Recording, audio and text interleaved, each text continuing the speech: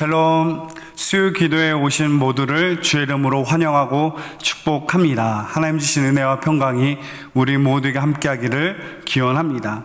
또 오늘 말씀 가운데 함께 나눌 하나 되어 하나님의 뜻을 이뤄나가는 복된 믿음의 삶을 살아가는 우리 모두가 되기를 주의 이름으로 축복합니다. 사도신경으로 우리의 신앙을 고백드리겠습니다. 나는 전능하신 아버지 하나님 천지의 창조주를 믿습니다. 나는 그의 유일하신 아들 우리 주 예수 그리스도를 믿습니다.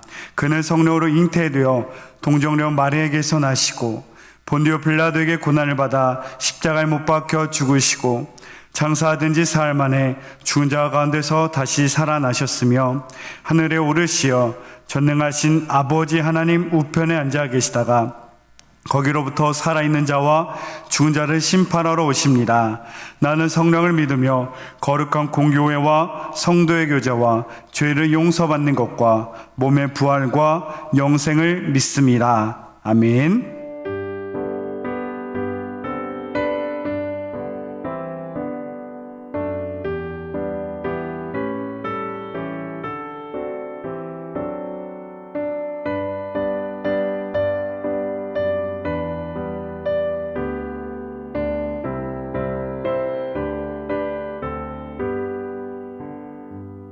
주 안에 있는 나에게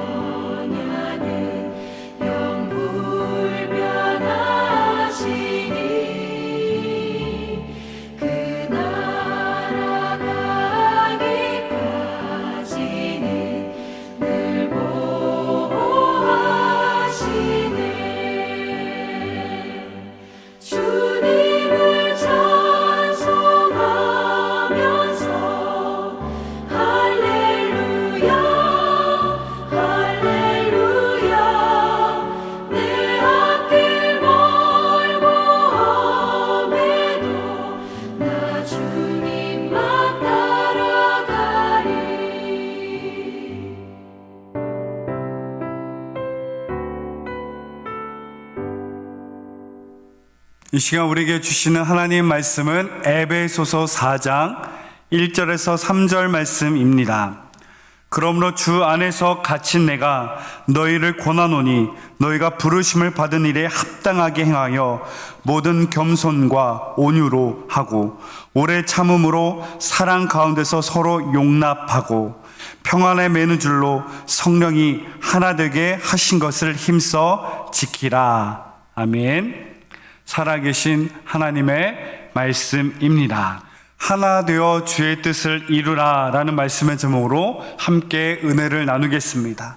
에베소서는 총 1장에서 6장까지 6장으로 구성되어 있는데 1장에서 3장은 기독교의 뼈대를 이루는 기독교의 진리를 선포하는 이 교리적 말씀이라고 나눌 수 있고요. 그 다음에 오늘부터 보게 될 4장부터 6장까지의 말씀은 이 진리의 말씀이 우리의 삶에 적용할 수 있는 실천적 말씀으로 이렇게 둘로 나눠질 수 있습니다.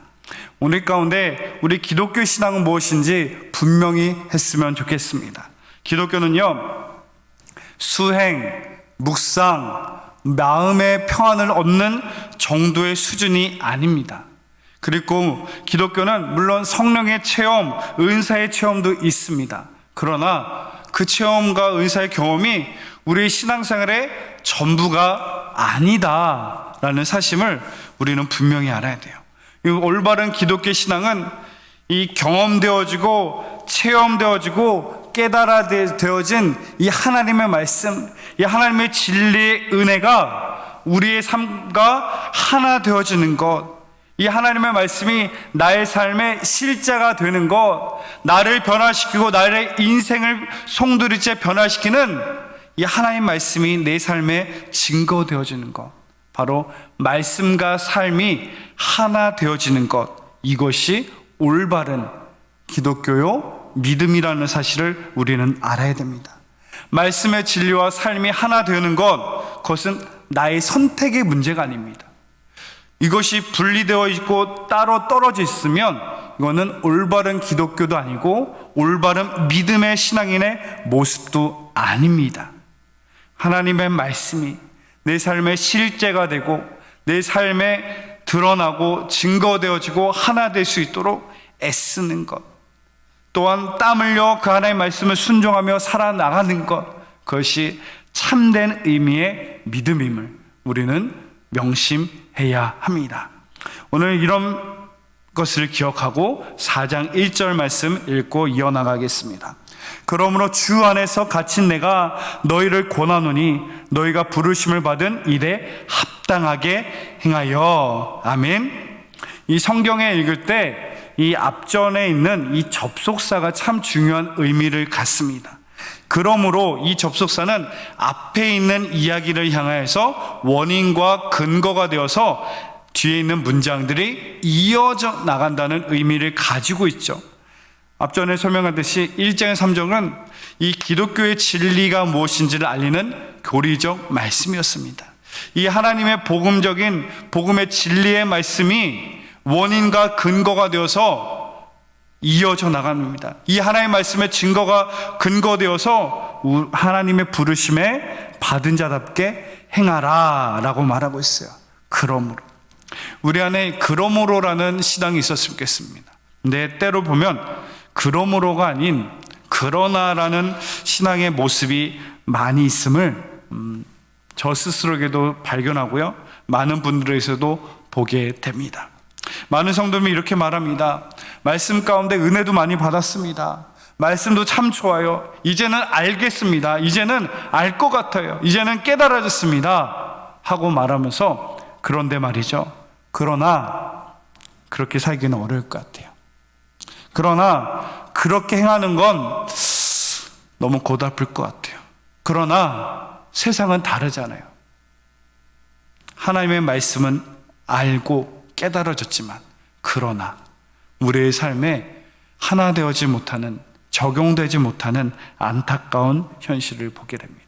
우리는 그러나가 아니라 그러므로, 이 선포되어지는 하나님의 진리의 말씀이 그러므로 우리의 삶의 원인과 근거가 되어서 그 하나님의 말씀을 따라 살아갈 수 있는 말씀이 우리의 삶에 증거되어지는 그 은혜가 있어야 되는 줄로 믿습니다. 그러므로 신앙의 모습을 보인 대표적인 성경에 나오는 신앙의 인물 삭개오가 바로 그렇지요. 삭개오는 예수 믿기 전에는 내 인생, 나를 위해서, 내 성공과 출세를 위해서 이웃과 가정과 심지어 동족 이런 거 상관없이 그들의 피를 빨아먹으며 내 배를 채우고 내 성공과 출세를 우선시했던 사람이었습니다. 그러나 그가 예수를 만남으로 그의 삶이 송두리째 변하게 됐죠. 누가복음 19장 6절, 급히 내려와 즐거워하며 영접하거늘, 예수님을 영접한 그 사건을 말하고 있죠. 예수님을 영접하고 그의 삶이 이렇게 변합니다. 누가복음 19장 8절, 삭개오가 서서 주께 여짜오되 주여 보시옵소서, 내 소유의 절반을 가난한 자들에게 주겠사오며 만일 누구의 것을 속여 빼앗은 일이 있으면 내 갑절이나 갚겠나이다. 바로 예수님 믿기 직전까지 내 욕심을 위해, 내 출세 성공을 위해 살던 그에게, 가난한 이들에게, 또한 부당하게 내가 취한 이들에게 나의 전 재산을 들어 송두리째 갚고 나누며 삶을 살겠다. 결코 쉽지 않았을 것입니다. 하나님의 말씀을 받아들였습니다. 그러나 하나님, 나는 그렇게 할 수 없어요. 그러나 나는 그럴 수 있는 사람이 아니요. 그러나가 아니라 하나님의 말씀에 근거하여 내가 그렇게 하겠습니다. 그렇게 살겠습니다. 그러므로의 신앙의 모습을 보인 삭개오였습니다. 그래야 결국 그와 그의 가정은 구원을 받는, 하나님의 자녀와 믿음의 가정되는 놀라운 은혜의 축복이 이 가정에 임하게 됐음을 보죠. 그러나 삭개오와 전혀 다른 신앙의 모습을 보인 한 사람이 있습니다. 성경은 이 사람을 향하여서 이렇게 표현합니다. 재물이 많은 청년이다. 그 재물이 많은 청년이 예수님께 나와서 마가복음 10장 17절에 묻는 거예요. 무엇을 하여야 영생을 얻으리까? 저는 누군지 아세요, 예수님? 저는 율법도 잘 지키고 도덕적으로 흠이 없는 괜찮은 사람이요, 성품으로도 괜찮은 사람이요, 저 이렇게 괜찮은, 잘 나가는, 쉽게 말하면 엄친합니다. 돈도 많아요. 재물이 많은 청년이라고 소개합니다. 근데 도덕 윤리적으로도 문제가 없다니 얼마나 훌륭한 사람이겠습니까? 근데 그에게 예수님이 마가복음 10장 21절에 말씀하십니다. 예수께서 그를 보시고 사랑하사 이르시되 내게 아직도 한 가지 부족한 것이 있으니 가서 내게 있는 것을 다 팔아 가난한 자들에게 주라. 그리하면 하늘에서 보화가 내게 있으리라. 그리고 와서 나를 따르라 하시니. 아니, 도덕적, 윤리적으로, 율법적으로 흠이 없고 잘 나가는 청년을 향해서 예수님이 10장 21절에 그를 보시고 사랑하사 이르시되, 그를 보며 사랑하며 알려줍니다. 그 재물 다 나눠줘. 이 땅에서 무엇을 먹을까, 무엇을 입을까, 이 땅에 보물만 쌓아가는 인생이 아니라 하늘의 보화를 쌓아가는 인생이 될 것을, 이 땅에 있는 것은 별거 아니야, 하늘에 있는 영원한 보화가 있음을 선포하고 알려주었더니 어떻게 했죠? 마가복음 10장 22절, 그 사람은 재물이 많은 고로 이 말씀으로 인하여 슬픈 기색을 띠고 근심하며 가니라. 아멘. 그러나의 신앙의 모습을 보인 사람이에요. 조금 전까지 당당하게 위풍당당했던 그의 모습은 어디 간지 모르겠습니다. 하나님, 예수님, 저 이런 사람이에요. 그러나 예수님의 진리의 말씀을 듣고 그는 그의 삶으로 고백하죠. 예수님, 그런데 저는 그렇게는 못하겠어요. 그러나 저는 그렇게는 못 살겠어요. 예수님, 그러나 이 땅에서는 돈 있으면 다잖아요. 그러나 결국은 그는 성경에서 결국은 어떻게 된지 모르게 그냥 지워진 인물이 되고 맙니다. 우리의 삶에 하나님의 말씀이 그러므로 내 삶의 이유와 원동력과 목적이 되어 우리의 삶에 증거되어지고 하나 되어지는 그 은혜가 있기를 주의 이름으로 축복합니다. 오늘 말씀은 다시 읽겠습니다. 그러므로 주 안에서 갇힌 내가 너희를 권하노니 너희가 부르심을 받은 일에 합당하게 행하여. 아멘. 지금 바울은 당부하고 있어요. 갇힌 중에 갇힌 내가 권합니다. 그들을 향한 사랑의 호소를 하고 있습니다. 너희가 부르심을 입은 부름에 합당하게 행하라. 여기서 우리는 중요한 말씀이 있습니다. 우리는 부르심 받은 자들입니다. 우리는 결코 내가 하나님을 택한 것이 아니에요. 우리가 하나님이랑 형상을 만든 것도 아니에요. 하나님이 우리를 창조하셨고 하나님이 우리를 부르셨습니다. 세상의 가치와 세상의 이방 종교들은 한결같이 그들의 신을 찾아갑니다. 삶의 진리와 삶의 의미와 삶의 정말 생명이라는 것이 무엇인지 사람들이 세상에 찾아 헤매고 떠돌다가 낙심하게 되죠. 그러나 기독교, 우리가 믿는 하나님은 내가 찾고 내가 부른 것이 아니라 하나님이 우리에게 먼저 다가오셨습니다. 똑똑똑 내가 문 밖에 서서 두드리노니, 나에게 먼저 찾아와 주시고 나를 부르신 하나님이십니다. 로마서 8장 30절. 또 미리 정하신 그들을 또한 부르시고 부르신 그들을 또한 의롭다 하시고 의롭다 하신 그들을 또한 영화롭게 하셨느니라. 하나님이 부르셨음을 말합니다. 하나님이 우리를 의롭다 하셨음을 말합니다.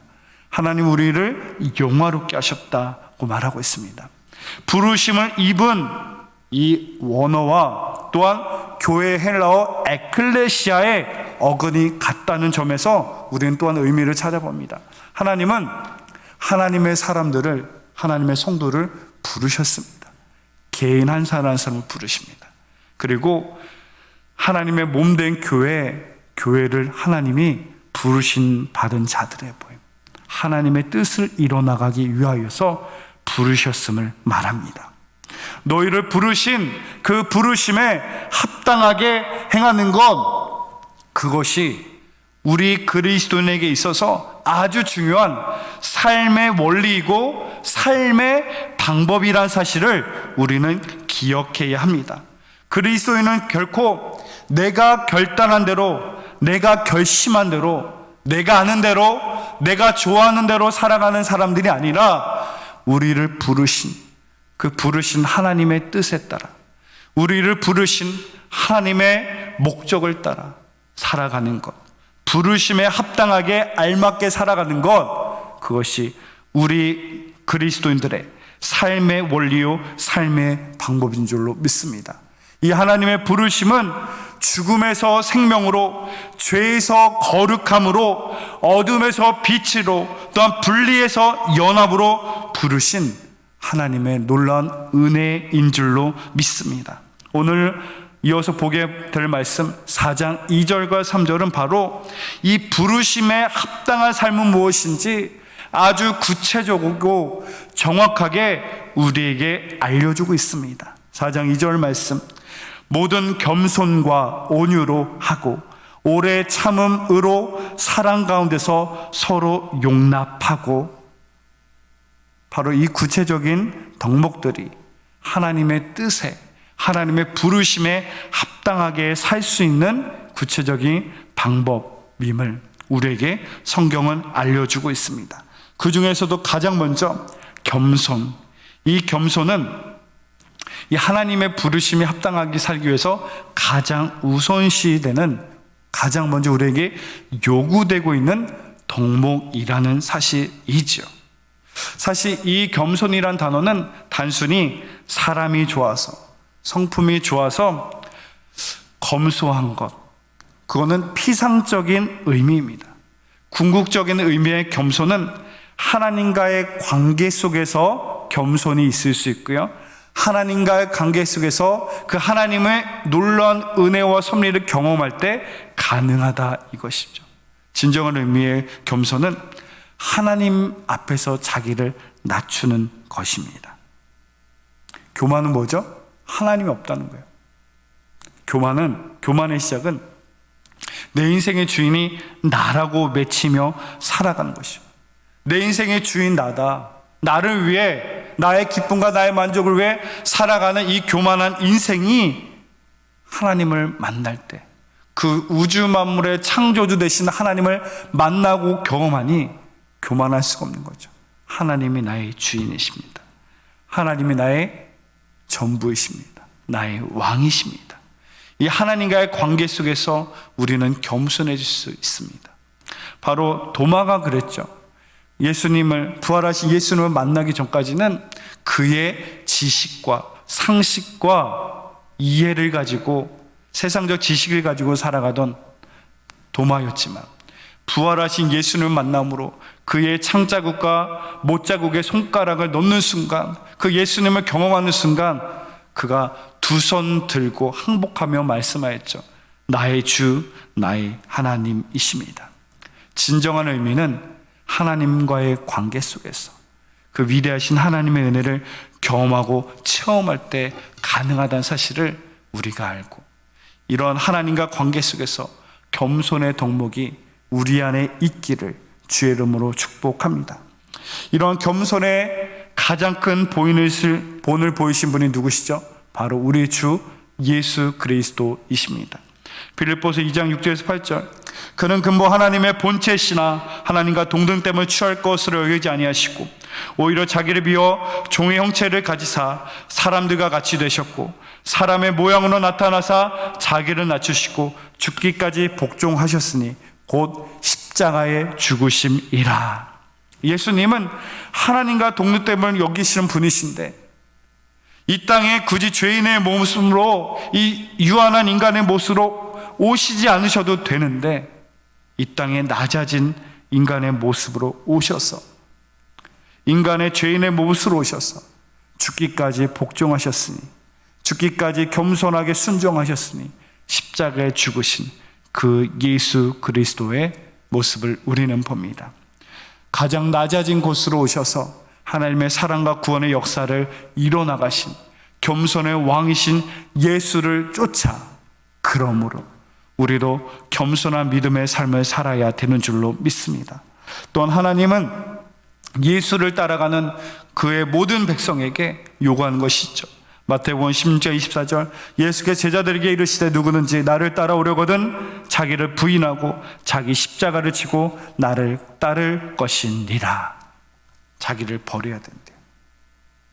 이 세상에 가득 찬 죄의 것들, 이 오만방자한 교만방자한 모든 것들을 버리고 자기 십자가를 지고 우리를 부르신 하나님의 사명을 따라, 부르심의 목적을 따라 살아가는 것, 우리에게 요구되어진 하나님의 말씀입니다. 하나님이 기뻐하는 모습, 겸손의 모습이며, 또한 우리가 두려워해야 할 모습, 이 교만과 거만의 모습을 우리는 두려워해야 됩니다. 하나님은 교만한 자를 꺾으시고 겸손한 자에게 은혜 베푸시는 하나님이시기 때문입니다. 요한복음 4장 6절, 그러나 더 큰 은혜를 주시나니 그러므로 일렀을 때 하나님이 교만한 자를 물리치시고 겸손한 자에게 은혜를 주신다 하였느니라. 아멘. 하나님의 부르심에 합당한 삶을 살기 위하여서 우리 안에 이 겸손의 모습이 있기를 주의 이름으로 축복합니다. 그리고 두 번째, 이 하나님의 부르심에 합당한 삶을 살기 위해서 우리에게 가르쳐주고 있는 그 하나님의 말씀의 방법은 무엇이었습니까? 겸손과 두 번째, 온유입니다. 온유는 성경에 나오는 성도에게 있어서 아주 필수적인 덕목입니다. 또한 구원받은 자들이 갖추어야 할 기본적인 성품이라고 묘사되고 있죠. 그런데 이 성경에서 말하는 온유함은 무엇입니까? 나약함, 연약함으로부터 나오는 온유함을 의미하는 것이 아닙니다. 성경이 말하는 온유는 나는 할 수 있지만, 나는 충분히 강하지만 철저히 절제함으로 자기 권리를 주장하지 않는 것. 더 큰 힘이 있지만 그 힘을 마음껏 사용하지 않고 철저히 절제하는 것, 억누르는 것을 말합니다. 마치 바닷가의 부둣가에 배가 선착을 하는 것과 같습니다. 바닷가에 있는 배들을 보면 이 배의 양옆에 타이어를 이렇게 다 붙여 놓습니다. 그리고 부두 쪽에도 이 벽면에 타이어가 다 붙어 있죠. 왜? 서로 붙을 때 충격이 완화되고 서로 배와 그 부두에 큰 피해가 없게 하기 위한 것이죠. 바로 온유함이 그렇습니다. 강함이 있지만 이 절제함이 있는 거예요. 이 온유함이 있다면 이 공동체 안에 서로 부딪힘이, 서로 분쟁함이, 서로 갈등함이 없어질 것입니다. 또한 하나님의 부르심에 합당한 삶을 살기 위해서 우리에게 알려주고 있는 그 신앙의 덕목은 무엇입니까? 겸손과 온유와 세 번째, 오래 참음입니다. 오래 참음, 곧 인내라고도 우리가 알 수 있겠죠. 이 오래 참음은 사랑장이라고 알려주고 있는 고린도 13장에서 이렇게 말합니다. 사랑은 오래 참고, 사랑의 모습에서 가장 먼저 나오는 것이 이 오래 참음이라는 것이죠. 사랑한다면 사랑의 성품에 있어서 꼭 나오는 것은 오래 참음이고 인내함입니다. 오래 참지 못한다, 인내하지 못한다, 그 사랑은 진짜가 아닐 수 있음을 우리는 두려워해요. 이따가 이런 소리를 했죠. 목사님, 저는 참을 만큼 참아봤어요. 정말 더 이상 아닌 것 같아요. 참을 만큼 정말 인내 한계까지 도달했습니다. 이제는 더 이상 아닌 것 같아요. 아닙니다. 성경은 오래 참으래요. 오래 참으래요. 인내하래요. 언제까지? 끝까지 인내하라 라고 성경은 말합니다. 베드로서 3장 9절, 주의 약속은 어떤 이들이 더디라고 생각하는 것 같이 더딘 것이 아니라 오직 주께서 너희를 대하여 오래 참으사 아무도 멸망하지 아니하고 다 회개하기에 이르기를 원하시느니라. 아멘. 우리가 예수 그리스도로 말미암아 구원을 받아요. 구원을 받지만 여전히 내 안에 버리지 못한 죄의 속성으로 말미암아 죄를 범합니다. 끊임없이 죄를 범해요. 그럼에도 불구하고 이런 하나님의 구원의 은혜의 선물을 하나님은 박탈해 나가지 않으세요. 이 하나님의 자녀된 신분을 빼앗아가지 않으세요. 또한 죄인들의 원수들, 이 세상의 원수들, 죄인들을 하나님은 오래 참으세요. 왜? 사랑하시기 때문에. 사랑하시기 때문에. 여러분, 사랑은 정말 사랑한다면 오래 참게 되어 있습니다. 인내하게 되어 있습니다. 예수 그리스도가 십자가에 죽으시기까지 끝까지 인내하며 참으신 것 같이 우리의 삶에도 이러한 인내의 덕목이 있기를 주의 이름으로 축복합니다.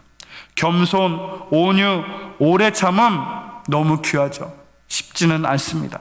그래서 다시금 또한 4장 2절에서 당부합니다. 사랑 가운데서 서로 용납하고, 사랑 가운데서 서로 용납을 하라고 다시 성경은 말씀하고 있습니다. 가끔 아내와의 그 결혼 생활을 돌이켜보면 어떻게 우리가 이렇게 결혼해서 행복하게 잘 살고 있는가 한번 감사하며 떠올려보고 생각해 볼 때가 있습니다. 달라도 너무나 다른데, 아내는 분식을 좋아하고 면을 참 좋아해요. 근데 저는 밥을 좋아하고 한식을 좋아해요. 또 성향과 취미와 성품이 달라도 너무나 다르고 많이 다릅니다. 너무 다르지만 그래도 행복하게 살 수 있는 것은 사랑하기 때문이죠. 너무 다르지만 그 다름을 극복할 수 있는 것은 사랑하기 때문이죠. 오늘 성경은 이 겸손, 온유, 오래 참음, 그것을 말하면서 다시 귀한 말씀을 선포합니다. 사랑 가운데서 서로 용납할 것을 말하고 있습니다. 사랑한다면 서로 다름은 불편이 아니라 더 큰 하나님의 은혜이며 더 큰 하나님의 축복임을 우리는 알아야 됩니다. 특히 에베소서 교회가 그렇습니다. 에베소 교회는 이방인 그리스도인, 유대인 그리스도인, 바로 그들의 문화, 종교, 사상, 배경이 너무나 다른 사람들이 모여있는 믿음의 공동체 교회입니다. 정통 유대인이었던 사람들이 예수님을 믿게 된 이들을 향해서 유대인 그리스도인, 세상의 이방인, 완전 예수 그리스도와 어떤 유대인과 상관없이 세상 가운데 살아갔던 그들을 향해서 이방인이라고 말하는데, 그들이 예수 그리스도의 믿음으로 영접함으로 하나님의 사람들이 되었습니다. 그들을 향해서 이방인 그리스도인, 달라도 너무나 다른 사람이죠. 종교, 문화, 사상, 배경이 너무나 다릅니다. 다르지만 그리스도의 사랑 가운데 겸손과 온유와 오래 참음으로 있을 때, 우리의 믿음을 지켜나갈 때 그 교회는 한몸된 교회요, 더욱더 하나 되어져 하나님의 놀라운 살아계신 역사하심을 감당해 나갈 수 있을 줄로 믿습니다. 우리는 알아야 됩니다. 다시금 명심해야 됩니다. 교회는 결코 나와 같은 사람들이 모인 곳이 아닙니다. 내가 좋아하는 사람, 내 성향과 취미에 맞는 사람, 내 배경과 맞는 사람들이 모인 곳이 아닙니다. 달라도 너무나 다른 사람들이 모인 것입니다. 내가 이해할 수 없는 사람, 용납할 수 없는 사람이지만 사랑 가운데서, 이 사랑 가운데 바로 예수 그리스도의 사랑 가운데서 나를 사랑하신, 나를 구원하신, 나를 용서하신 그 그리스도의 사랑 가운데, 그 그리스도의 사랑 때문에 용납할 수 있는 것입니다. 품어줄 수 있는 것입니다. 이해해 줄 수 있는 것입니다. 오늘 바울은 그것을 말하고 있어요. 온유와 겸손과 오래 참 사랑 가운데서 성도와 성도를 서로 품어주고 하나 되어줄 수 있는, 이 다름을 사랑으로 메꿔 더 큰 하나님의 하나 되어진 역사를 일어나는 것을 말하고 있습니다. 마지막으로 4장 3절 말씀입니다. 평안에 매는 줄로 성령이 하나 되게 하신 것을 힘써 지키라. 아멘. 이 본문의 말씀을 우리는 정확히 보아야 합니다. 성령이 하나 되게 하신 것을 지키라. 지키라. 결코 우리가 이렇게 오해하면 안 됩니다. 교회가, 성도가 하나 되게 하기 위하여서 힘써라, 연합하기 위해서 애써라 라고 말하지 않고 이미 교회와 성도는 하나야. 그 하나 되어진 교회와 성도를 지켜라. 그 하나 되어짐을 깨어지지 않도록 지킬 것을 말하고 있습니다. 이 교회와 또한 부부라는 것이 너무나 공통점이 많습니다. 마가복음 10장 9절을 향해서 그러므로 하나님이 짝지어 주신 것을 사람이 나누지 못할지니라. 이미 하나님이 짝지어 주셔서 하나가 되었다는 것이죠. 너희가 이제 결혼했으니까 하나가 되어야 돼, 연합해야 돼, 그것을 말하는 것이 아니라 이미 하나 되어짐을 선포하고 하나 되어짐을 지켜나가야 한다는 것을 말합니다. 결혼 생활 가운데 때로는 실망할 수도 있어요. 서로 안 맞는 부분도 있을 거예요. 또 불편한 부분도 있을 거예요. 그러나 이 사랑 가운데 하나 되어져 하모니를 이루고 평생의 귀한 믿음의 동역자로 여길 수 있는 은혜가 있기를 바랍니다. 하나 되어지는 것을 지켜야 함을 말하는 것입니다. 우리는 이미 그리스도 예수 안에서 하나 되었습니다. 우리의 아버지 되시는 하나님 아래에서 우리는 한 몸 된 지체인 줄로 믿습니다. 하나 되기 것을 요구하는 것이 아니라 성경은 이미 우리가 그리스도 예수 안에서 하나 되어진 교회, 형제 자매된 하나된 성도임을 말하며 그 하나됨을 지키라, 소중히 잘 간직할 것을 말합니다. 또한 반대로 역으로 성경을 해석하면 이 교회와 성도의 하나됨을 지키기 위하여서 겸손과 온유와 오래 참음과 사랑 가운데서 포용할 것을, 용납할 것을 우리에게 알려주고 있습니다. 하나 되어짐을 지켜나가는 교회와 성도 되시기를 바랍니다. 가정과 속회와 교회를 하나 되어져 가도록 겸손과 온유와 오래 참음으로 사랑으로 품어주는 은혜가 있기를 주의 이름으로 축복합니다. 이것이 바로 우리를 하나님이 부르심 받은 자들에게 합당한 믿음의 삶인 줄로 믿습니다.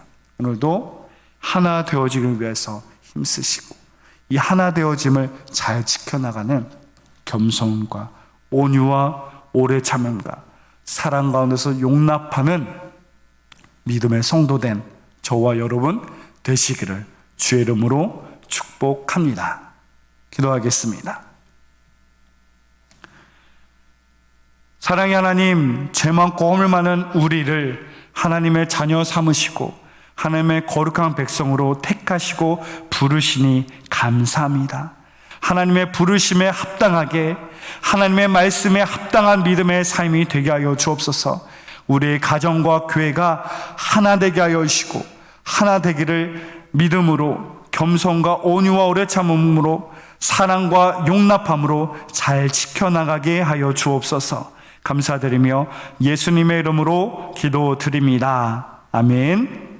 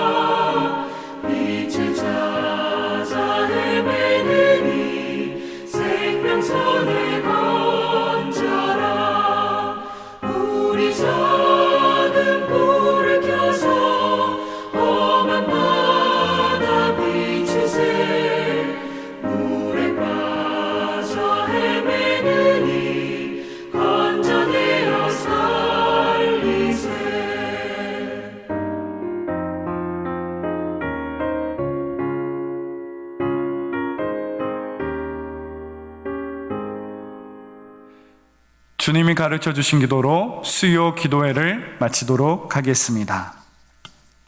하늘에 계신 우리 아버지, 아버지의 이름을 거룩하게 하시며 아버지의 나라가 오게 하시며 아버지의 뜻이 하늘에서와 같이 땅에서도 이루어지게 하소서.